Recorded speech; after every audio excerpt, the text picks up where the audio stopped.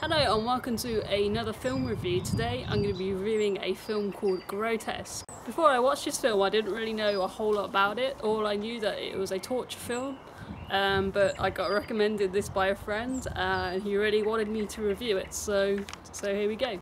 So basically the summary of the film is a girl and a guy are out on a date, and afterwards they start to walk home and the girl turns to the guy and just basically says, randomly, even though it's the first time that they've met, "Are you willing to die for me?"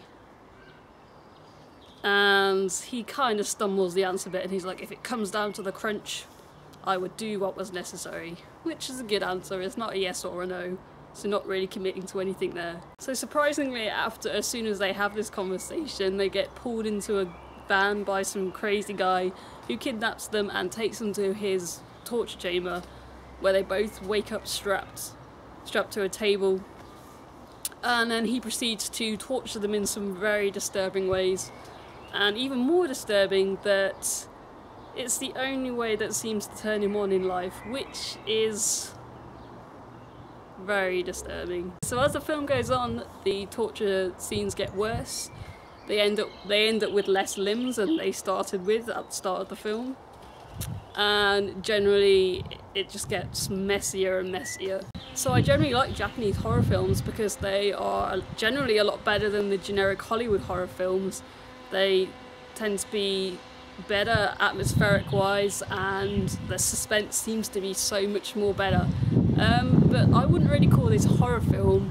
When I was watching this, it kind of reminded me of Hostel and how pointless that film is, and then how pointless this film is. It's pretty much a film made to shock and disturb people without any sense of storyline. I mean, the director has tried to insert a little storyline at the start and then a little storyline in the middle and a little at the end, but it didn't really explain a whole lot and it didn't really fuel the film, as to speak. I wasn't even really impressed with the acting in this film. Either the main girl and the main guy who were being tortured in the film, they didn't really make me feel sorry for them at all. Didn't really feel like they were playing out the emotions that they were going through during the torture scene. It didn't really make me feel sorry for them at all, which is usually the case in scenarios like that in horror films. You are made to feel drawn into the character and feel sorry for them and make you want to think, "Oh, I hope they escape and hope they escape," and I'm like, well, I'm not too fussed if they escape or not in this film. The director also tried to throw in a bit of a twist sort of near the end, but this twist was so obvious and see-through that it was pretty much a feeble attempt at a twist, and you could pretty much see what was going to happen pretty much after a scene, which I won't say in case you want to watch it, but I'll just say that you will pretty much guess what's going to happen after it. As you may have guessed, this film is also banned in the UK and probably several other countries, but I didn't really look into this.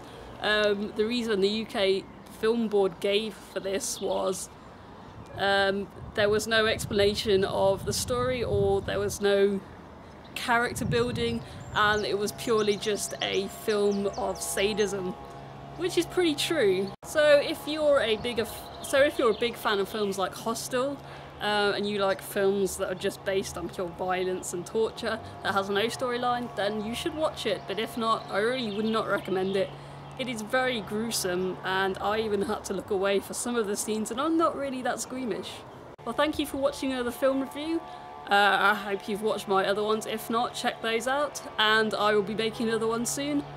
Hope you enjoyed it.